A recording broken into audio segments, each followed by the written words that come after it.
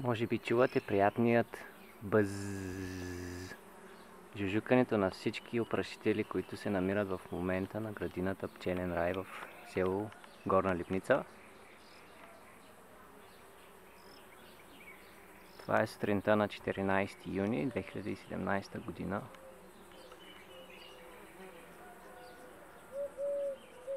И тук всичко жужи.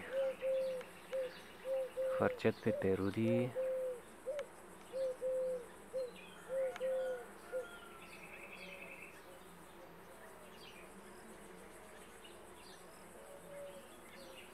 Виждате как са нацъфтяли всички видове салвия и сопи, лавандули, босилеци, фацелия, латинки, кориандър, лен.